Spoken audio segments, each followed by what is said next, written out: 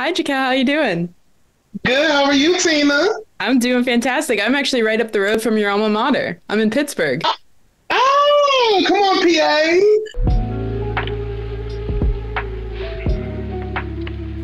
PA. So my first question is what I loved about the movie, and my favorite feeling that I got out of it is I felt like I just saw a live Broadway show. So how do you feel like you captured that energy on set? For me, I think though with film, they usually tell you to pull it back and calm down, make it more realistic. It doesn't have to be dramatic. A character like Damian Hubbard, you can never tell him to be quiet. You can never tell him to dial it back. So for me, it was nice to bring that Broadway-esque musical theater energy to the screen because I feel like any other role, I might actually have to dial it down and be cool about it. But with him and with this format of Mean Girls, I got to still live like my sashay away dreams. Like walking down the hallway with a little, little pep in my step, a little switch, saying words a little more dramatic than the average person would. But of course, being a gay person, a queer person, we have license to be a little over the top. So that was really exciting for me. And how was it? Was it a little intimidating if this was your first big movie, or did you do any student films at Point Park or no? No, this was my first time doing work for the camera. And obviously, I wasn't the best student because I did not take acting for the camera before I graduated. I just took my MT courses and left. But I'm so blessed that this was the project that introduced me to a life in front of the camera because not only was it a movie musical, but it also had some of the most generous people attached to it, from Tina Fey all the way to our camera operators, all the way to our security, choreographers, dancers, like people, the unsung heroes that you may not have seen on screen were a lot of the people that lifted me up, that answered my silly questions and didn't treat them like they were silly questions. So it was really a joy to be on set with people who allowed me to be a professional, but also be a student because it's something that was new to me.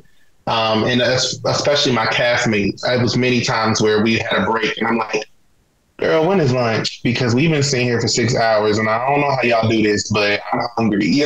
Like those were, yeah, I'm really appreciative of that. So you have the burden or the benefit of being the one that gets the majority of the famous lines from the original movie. Like you get none for Gretchen Wieners Bye, you get all the fun ones. But how did you reinvent the delivery and the way that you got to say it for this new audience and for people who maybe hadn't seen the original? Yeah, well, for me, as soon as I found out I got the job, well, actually, as soon as I talked to Tina about the possibility of playing Damien, I wouldn't watch it. I would not put it on. The movie or the musical, would not listen to it, wouldn't watch it, which is very difficult because anybody, especially for us staying in a hotel while we were filming, because every hotel is either playing Law and Order SVU or Mean Girls, where it is always on the screen, and I'm right. Everywhere you go, it is going to be Mean Girls or SVU. So it was a lot of, oh, leave it on and turn the TV off. See Daniel, and it's like, oh, no.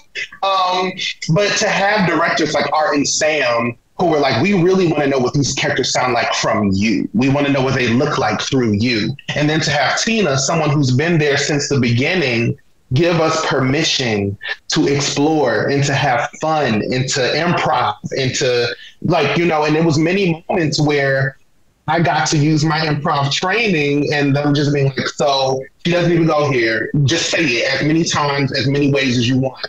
And one time I said it and I was like, what if I just drop to my knees? Like, what if I just drop to the floor? Like he just disappears. And they kept it. And I didn't expect them to, but it was nice to have such a supportive team to let us just fly with these characters. I think Tina Fey in her memoir actually makes the joke that you can't turn on a TV and not find Mean Girls. So you guys, same wavelength. Impossible. Yeah. So kind of the new take on the characters, it's a much queerer version, which I loved as somebody who grew up with the original and very clearly seen Janis was gay. I have two questions to go along with that. One, do you think Regina George has always been queer? And two, do you feel like with this new mainstream representation, do you think that's going to open a lot of doors for future queer representation in more mainstream or retellings of older movies? You know what? I think there may be a little queerness in Regina George. And I've said this since prior to the musical. I remember watching the original, and, he's playing lacrosse. I think, and I was like, oh, this is the real Regina George. This is the Regina I want to see in sneakers and shorts and a t-shirt. Oh, that's Regina George right there. So personally, I think that Regina's queer. And I think also when you cast Reneé Rapp, you going to have a queer Regina George. So, I mean, it was what it was. But I do hope it opens the door for queer representation more than it, of course, already did back in '04. But for me, there was such pride in being a Black man who is 6'1", over 200 pounds, playing a queer, flamboyant character. Someone who is built like he should be playing Michael Orr in The Blind Side, but instead he's flipping his hair. Like, to me, I feel like when you see queerness, especially from my community, it always looks one way. And it's nice to show, like, you can be whatever the hell you want to be if it feels right and it's comfortable to you. And to get messages from so many young people, so many queer young people, of saying, I finally feel seen in something. That's why I do this. The check is nice, but to hear that come from people, it's like that's what I didn't have.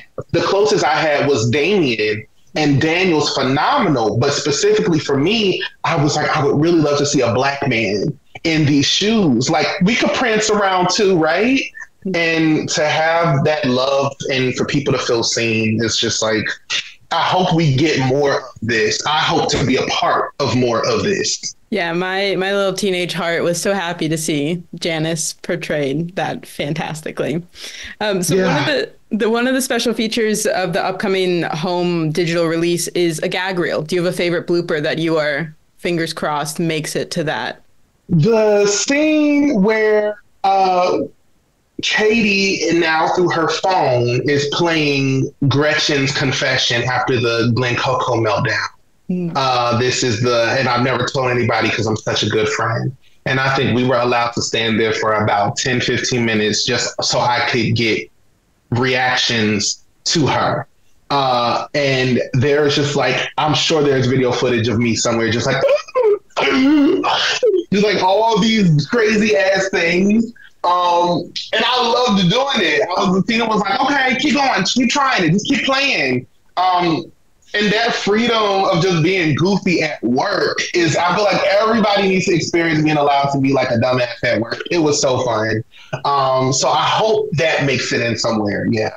I'll have to look for it. My last question, you have the power to take any early 2000s, 90s teen comedy, turn it into a musical. You get the lead. What are you doing? Okay. I think I don't know what character I would play, but not because Lindsay Lohan was in the original cast of this, I promise. But Confessions of a Teenage Drama Queen. I don't know if you've seen it or if you've heard of it. Absolutely. But I need that on stage. I need the Eliza Rocks production at the end on stage so it can sweep every trophy in New York City. I'd love to maybe be like somewhere in there. Of course, not Eliza, but maybe Miss Bogoli is now a Black queer theater teacher who is very over the top dramatic. So hopefully, that would be the show. That is a genius answer and a phenomenal place to end it. So thank you so much. Congratulations on the movie. I really, really loved it. Thank you, Tina. Nice meeting you. Nice to meet you too.